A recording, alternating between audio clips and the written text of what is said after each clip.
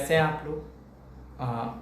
अच्छी राखी मनाई होगी आप लोगों ने, है ना। चलो अपन नेक्स्ट टॉपिक की बात कर लेते हैं। अब तक हमने चैप्टर, अगर हम 11th की बात कर ले तो हमने दो तरह की खादें या कंपोस्ट के बारे में, हमने फर्टिलाइजर की बात कर रहे थे हम लोग पहले, है ना। वो हो चुकी है हमारी कंप्लीट, है ना। हमने गोबर की खाद पढ़ ली है।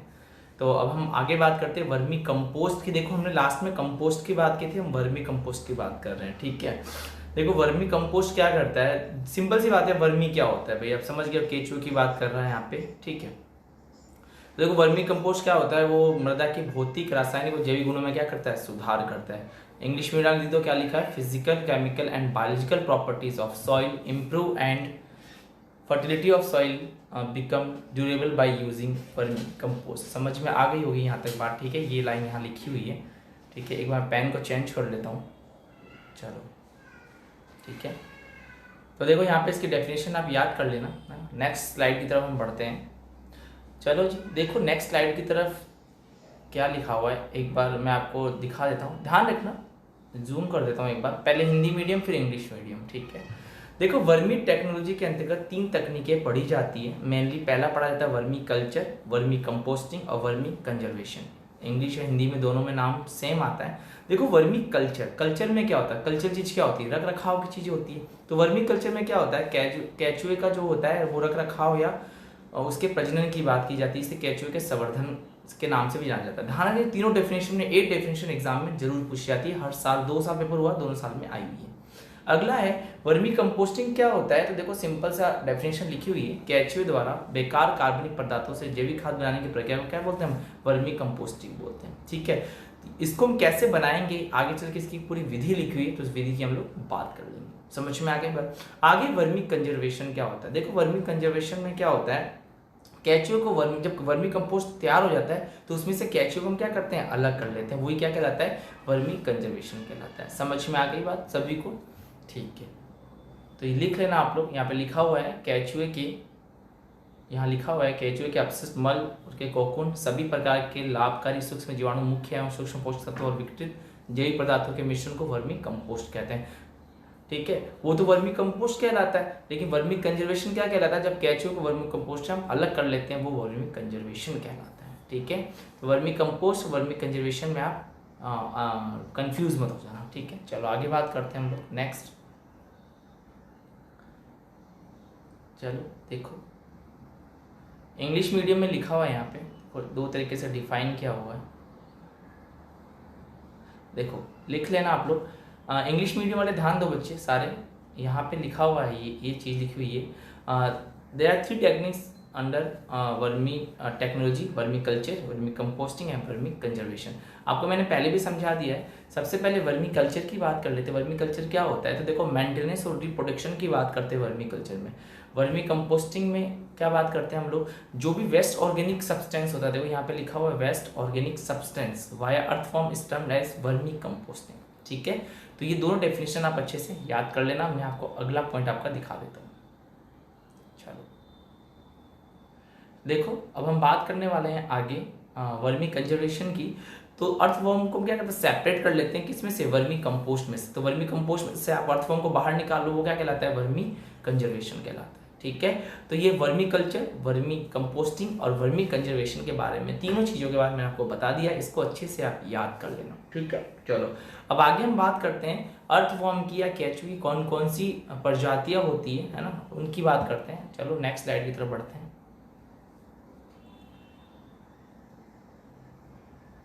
ये नेक्स्ट स्लाइड, ठीक है। एक और डेफिनेशन देखो कर लेते हैं, वर्मी कास्ट क्या होता है। देखो वर्मी कास्ट क्या होता है, केचुए कार्बनिक पदार्थ को खाते हैं। यह कार्बनिक पदार्थ केचुए के पाचन तंत्र से होता हुआ जटिल जैव रासायनिक प्रक्रियाओं से गुजरता है और मिट्टी की महक वाली सूक्ष्म गुलिकाओं के रूप में बाहर निकलता है। उससे कोकून के साथ निकला वो पदार्थ जो गैर पचा हुआ पदार्थ वर्मी कास्ट कहलाता है। देखो आपको याद कहाँ से करना है, आपको सिंपल ये डेफिनेशन याद करनी जो लिखी हुई है।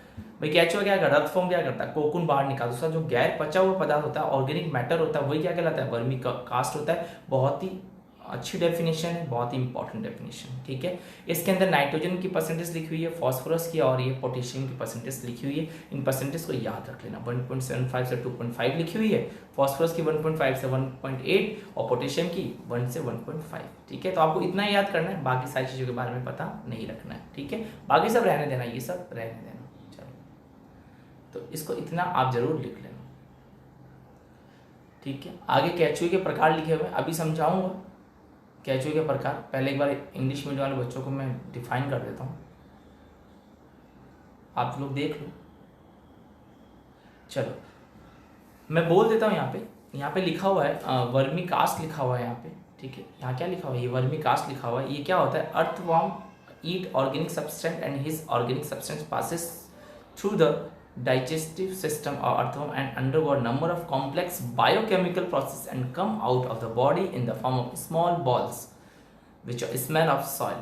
तो आपको याद क्या रखना है, देखो इतना तो सिंपल समझ गए।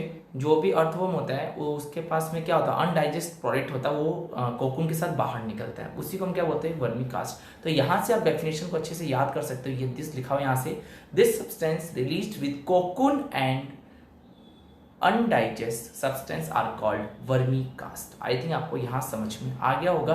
नेक्स्ट आपको इसमें एक पॉइंट लिख देना है, यहाँ पर आपको नाइट्रोजन की परसेंटेज, यहाँ आपको फॉस्फोरस की परसेंटेज और यहाँ पे आपको पोटेशियम की परसेंटेज को लिख देना है। इसके अलावा इसके अंदर और कोई भी चीज़ आपको मेंशन नहीं करनी है। आई थिंक आप मेरी बात समझ चुके होंगे, ठीक है। सो द नेक्स्ट स्लाइड पे चलता हूँ। अब हम बात करेंगे यहाँ पे, अब मैं हिंदी मीडियम में बात करने वाला हूँ यहाँ पे नेक्स्ट केचुए की प्रजाति के बारे में।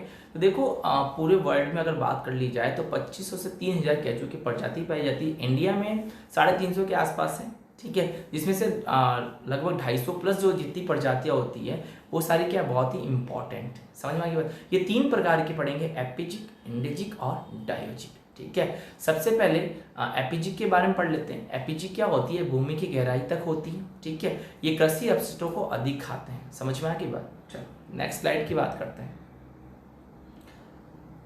चलो देखो एपिजिक में कुछ इंपॉर्टेंट एग्जाम्पल लिखे हुए हैं। पेनिसिस ओवोसिकोली, फेरेटिमा एलोंगेटा, आइसिनिया फोर्टिटा, ठीक है। अब देखो इसमें जो आपको एग्जाम्पल याद रखना है वो एक ही एग्जाम्पल है, आइसिनिया फोर्टिटा, बिकॉज ये इंडिया में प्रेजेंट है। ये स्पीसीज जो होती है वो इंडिया में पाई जाती है, सो आपको इसके बारे में अच्छे से आइडिया होना चाहिए।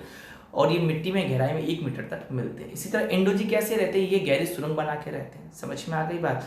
ये केचुए कृषि अपशिष्ट होकर वो मिट्टी को अधिक खाते हैं। ध्यान रखना, जब हमने एपिजिक आपको पढ़ाया था उसके अंदर ध्यान रखना वो कृषि अपशिष्ट को ज्यादा खाते हैं।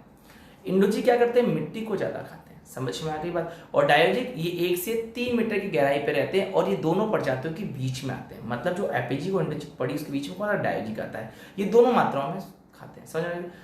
देखो ध्यान रखना, राजस्थान में पाई जाने वाली जो एक महत्वपूर्ण प्रजाति वो है आइसिनिया फोर्टिटा, समझ में आ गई बात, ठीक है। तो इन पॉइंट्स को आप नोट कर लेना, ये बहुत ही इंपॉर्टेंट है ना, एग्जाम के लिहाज से बहुत ही इंपॉर्टेंट है, ठीक है। देखो राजस्थान की परिस्थितियों में आइसिनिया फोर्टिटा केचुआ पाया जाता है। इसकी लंबाई 3 से 4 होती है, लाल रंग का होता है, 90% कार्बनिक पदार्थ और 10% मिट्टी खाते हैं। ध्यान रखना, अगर आपसे डिवाइडेशन भी पूछता है एपिजिक, डायोजिक और इंडोजिक की, तो ये पूछता है यहाँ पे कि कौन क्या खाता है, तो आप जान गए हो भाई एपिजिक क्या करता है, ज़्यादा कृषि अपशिष्टों को खाता है। डायोजिक क्या करता है, मिट्टी को खाता है, ठीक है। तो इंडोजिक मिट्टी को खाता है और डायोजिक क्या करता है, दोनों के बीच में रहता है, ठीक है। इस तरह राजस्थान में कौन सी प्रजाति है, आइसिनिया फोर्टिटा 3 से 4 इंच का होता है, लाल रंग का होता है, 90% कार्बनिक पदार्थ होता है, 10% मिट्टी खाते हैं, समझ में आ गई बात। और एक केचुआ एक सतह में 2 से 3 कोकून देता है। ये तो सिंपल सी बायोलॉजी में आपने पढ़ा होगा, ठीक है। चलो इंग्लिश मीडियम वालों को एक बार मैं डिफाइन कर देता हूँ, है ना। चलो इंग्लिश मीडियम वाले बच्चे देख लो, यहाँ पे लिखा हुआ type of earthworm, there are about 25,000 to 3,000 species of earthworm are in the world, out of which is 350 species have been identified in India. Out of these 293 species are found to useful in agriculture. कहने का मतलब ये कि agriculture में 293 species काम में आती हैं। ये अर्थवर्म यूजली 3 टाइप के हम पढ़ते हैं, एपिजिक, डायोजिक और इंडोजिक, ठीक है। तो देखो यहाँ पे कुछ टाइप्स लिखे हुए हैं, उन टाइप्स की हम बात कर लेते हैं, तो ध्यान से समझ लेना। पहला हम पढ़ने जा रहे हैं एपिजिक के बारे में। These are found up to 1 metre depth in soil and eats agriculture wastage, ठीक है। आगे अगर बात कर ले तो इसकी जो इंपॉर्टेंट स्पीसीज है वो कौन सी, आइसिनिया फोइटिडा, जो राजस्थान में मिलती है, ये रेड कलर की होती है, ध्यान रखना। एपीजी करती क्या है, देखो एग्रीकल्चर वेस्टेज को क्या करती है, ईट करती है। उससे आइसिनिया फोइटिडा भी क्या करती है, एग्रीकल्चर जो वेस्टेज होती है उनको ईट कर लेती है, उनको खा जाती है, ठीक है। इस अगर इंडोजिक की बात कर लें, देखो एपीजिक में क्या होता है, एग्रीकल्चर वेस्टेज को खाते हैं। इंडोजिक ध्यान रखना ये सॉइल को ईट करते हैं, सॉइल को खा जाते हैं, ठीक है। चलो जी, और 3 मीटर डेप्थ में रहते हैं। आगे है डायोजिस, डायोजिक की बात कर रहा है, the earthworm live up to 1 to 3 metre depth in come between both species. इसका मतलब ये एपिजिक और इंडोजिक के बीच में आते हैं। इसका मतलब ये सॉइल वेस्टेज को भी खाते हैं और ये एग्रीकल्चर वेस्टेज को भी खाते हैं। समझ में आ गया। नीचे लिखा हुआ है इन कंडीशन ऑफ राजस्थान, राजस्थान की कंडीशन की बात कर रहा था। देखो एक बार मैं आपको दिखाता हूँ, ये बहुत ही इंपॉर्टेंट है जिसके बारे में आपको अच्छे से नॉलेज होना चाहिए। क्या लिखा हुआ है यहाँ पे, अगर देखो यहाँ पे मैं यहाँ इस लाइन पे हूँ मैं इसको बोल के बता देता हूँ, फिर आप इसके अंदर लिख लेना। In condition of Rajasthan the earthworm species Eisenia foetida नाम है, ये मिट्टी में 3 से 4 इंच में मिलता है आपको, ठीक है। इसके वेट हाफ 1 ग्राम होता है, इसका लेंथ 3 से 4 इंच होता है। ये भी मिट्टी में ध्यान रखना 3 से 4 मीटर, सॉरी 3 से 4 मीटर की गहराई में मिलता है, थोड़ा सा ध्यान रख लेना। ये ध्यान रखना ये फीड्स, अगर यहाँ पे एग्रीकल्चर वेस्टेज की बात हो 90% एग्रीकल्चर ऑर्गेनिक मैटर खाते हैं और 10% क्या खाते हैं, ये सॉइल खाते हैं। समझ में आ गई बात। तो इस चीज़ को आप थोड़ा सा ध्यान रख लें क्योंकि बहुत ही इंपॉर्टेंट में आता है। चलो जी, अब आगे बात करते हैं, नेक्स्ट पॉइंट की बात करते हैं। वर्मी कंपोस्ट बनाने की विधि की बात कर लेते हैं।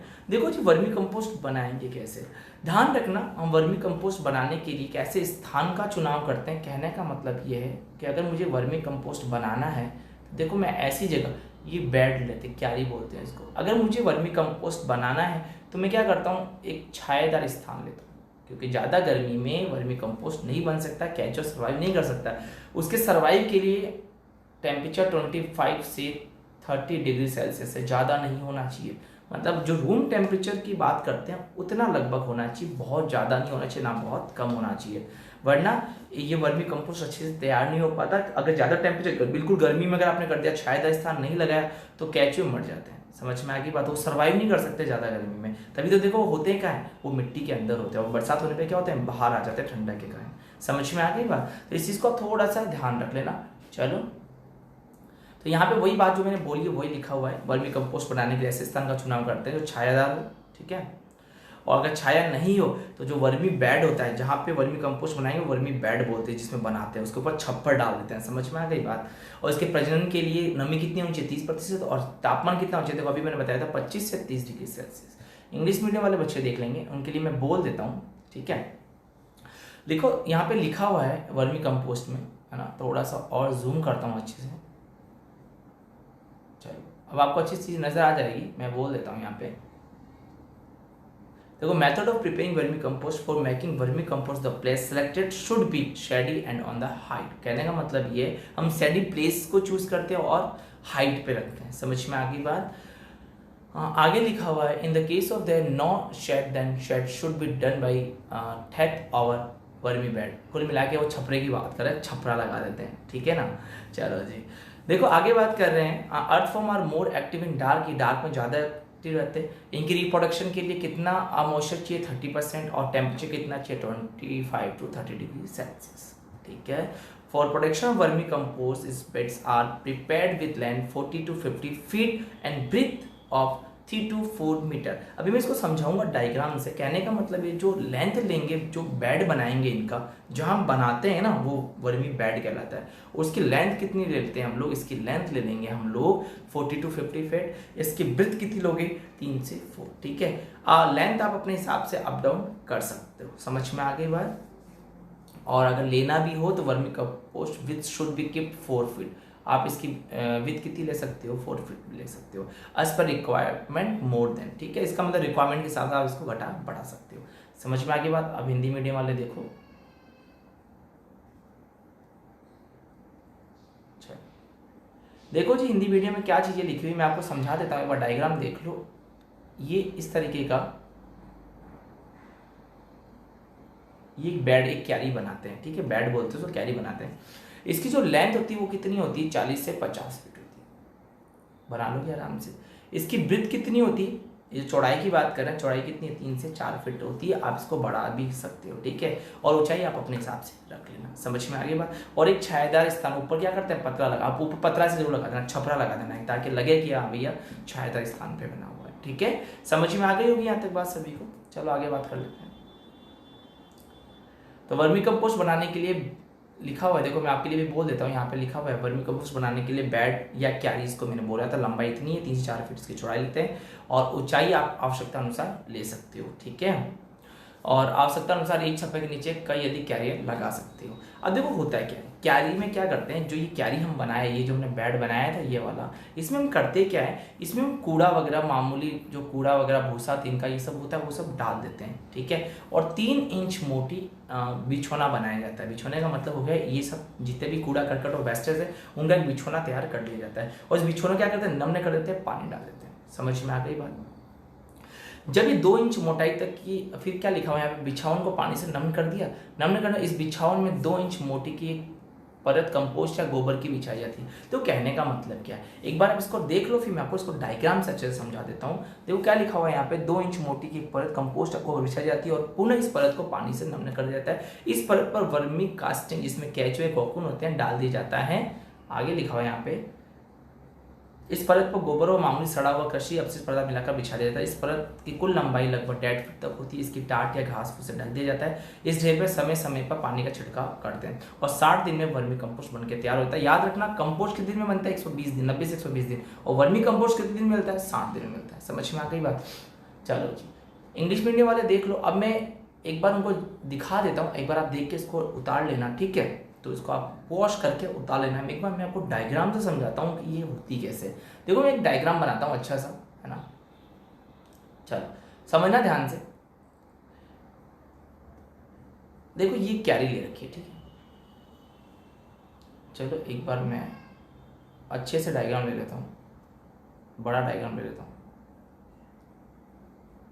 ये क्यारी, ठीक है।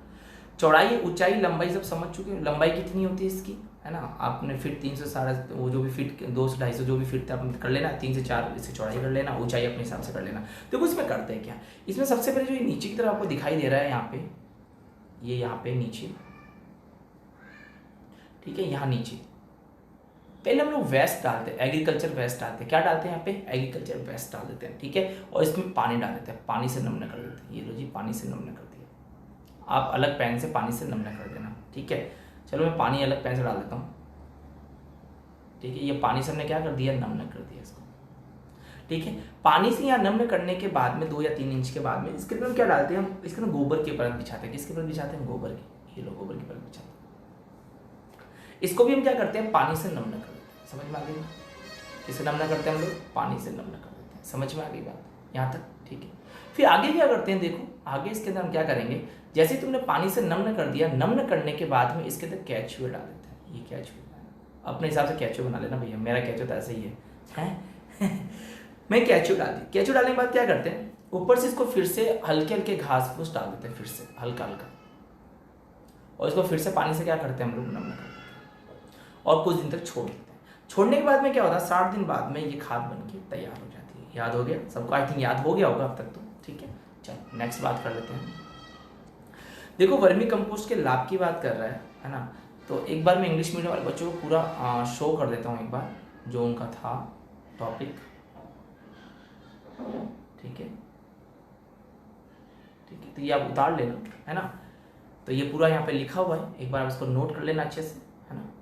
चलो कर लोगे आराम से, कोई दिक्कत वाली बात नहीं है किसी को। चलो आगे बात कर लेते हैं।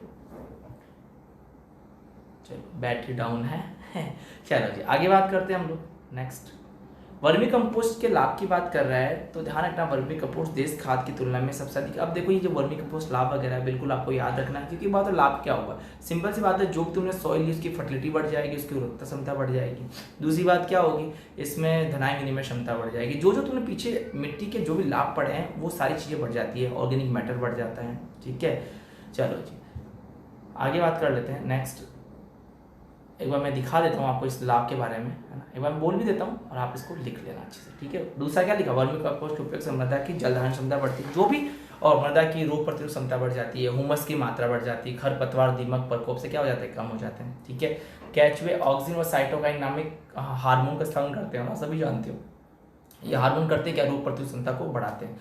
वर्मी कंपोस्ट टिकाऊ खेती होती है, महत्वपूर्ण चीज़ है। ठीक है, कर लेना, बहुत सिंपल सी चीज़ है, इससे कोई नुकसान नहीं है ना। चलो जी, हो जाएगा यहाँ तक। देखो इसके प्रयोग की विधि, देखो सबके प्रयोग की विधि पड़ी थी, ध्यान रखना। यहाँ पे लिखा हुआ है, अगर इसकी बात कर ले हम लोग यहाँ पे, खेत की तैयारी के समय 2.5 से 3.0 टन प्रति हेक्टेयर की दर से प्रयोग कर जुताई को मिला देते हैं। ठीक है, खाद्यान्न फसलों में कितना यूज करते हैं, 5 से 6 टन, और सब्जी वाली फसलों में 10 से 12 टन। देखो सब्जी वाले में अधिकतर 10 से 12 टन ही, इतना ही लगभग रेशो आता है। समझ में आ गई बात। ध्यान रखना, वर्मी कंपोस्ट का रंग याद रखना, ये जेट में पूछा जा सकता है सवाल, वर्मी कंपोस्ट का रंग कैसा होता है, तो भूरा होता है। याद रहेगा सभी को यहाँ तक। ठीक है, चलो अब आगे हम बात कर लेते हैं, नेक्स्ट जो टॉपिक है उसकी चर्चा करते हैं हम लोग। इंग्लिश मीडियम बच्चे देख लो, उनके लिए मैं बोल देता हूँ। देखो पहला जो लिखा हुआ vermicompost more better than टेनिशर manure in compare to farm yard manure, it has a more quantity of nutrient and also depend on used material. Second लिखा हुआ vermicompost improve water holding capacity of soil and prevent soil from erosion। Third point लिखा हुआ है vermicompost have 8 time more quality of actinomycetes in compare to टेनिशियन manure. जो आपने compost वगैरह use किए थे, डंग मैन्योर वगैरह यूज किए थे, उनकी तुलना में 8% ज्यादा एक्टिनोमाइसिटीज रखते हैं। ठीक है, बैक्टीरियाज होते हैं जो नाइट्रोजन फिक्सेशन करने के लिए काम में आते हैं। आगे फोर्थ पॉइंट लिखा हुआ है quantity of humus and soil increases from using vermi compost. Fifth लिखा हुआ the attack of termites and weeds has been reduced by using vermicompost। 6 लिखा हुआ earthworm secretes auxin and cytokine hormone which accelerate growth of plant। कुल मिला के ये कह रहा है earthworm क्या करता है, ऑक्सिन और साइटोकाइन हार्मोन क्या करता है, रिलीज करता है, जो प्लांट की इम्यूनिटी पावर को इंक्रीज करता है। चलो आगे 7 पॉइंट लिखा vermi compost very important for double farming and it's advantage step in direction of organic farming. ठीक है, ऑर्गेनिक फार्मिंग के लिए बहुत ही इंपॉर्टेंट है, कर लोगे आराम से। आई थिंक आपको यहाँ तक दिक्कत नहीं होनी चाहिए, है ना। नेक्स्ट पॉइंट देखो मेथड ऑफ यूज लिखा हुआ है, तो इसको आप सिर्फ लिख लेना। सिंपल क्या लिखोगे, ये जो मैं लाइन अंडरलाइन कर रहा हूँ केवल आप उसी को लिखेंगे।